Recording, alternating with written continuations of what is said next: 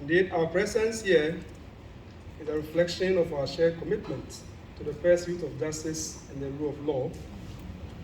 As I embark upon this talk, let me say that judges in public forum would like to be scripted. I'm ordinarily a firebrand speaker, but I have to keep to my script so that I'm not misquoted.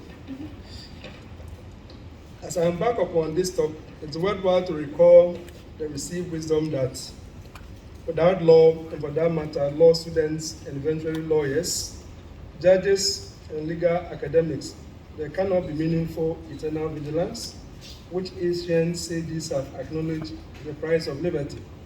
The importance of law in development is reflected in the observation by one commentator, Brian Gaff, about the expected role of law and lawyers in society generally as follows, with Prof. Chair permission, I quote, "Law and lawyers are or ought to be at the center of struggles for social change, and that researchers in the law and society tradition should look for institutional and rhetorical legal spaces that can provide opportunities for right-based strategies that can frame politics in favor of social reform on behalf of disadvantaged groups.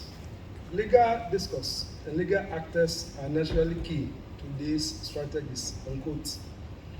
It is therefore not surprising, ladies and gentlemen, that the legal profession, which include lawyers, judges, and legal academics, is often, and rightly so, called the noble profession, one that demands integrity, dedication, and unwavering commitment to the principles of justice. The theme chosen for the conference, the making of a legal luminary, the lawyer, judge, and legal academic, is of great significance, one that lies at the heart of the legal profession, and for our quest for rule of law-driven society as Ghanaian people. My chosen topic within the context of the conference theme is becoming a legal luminary as a judge in Ghana.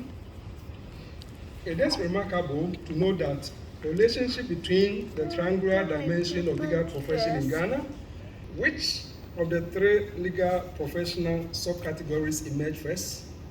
Is it the lawyer, the judge, or the legal academic? Perhaps, in the common law tradition like ours, it will be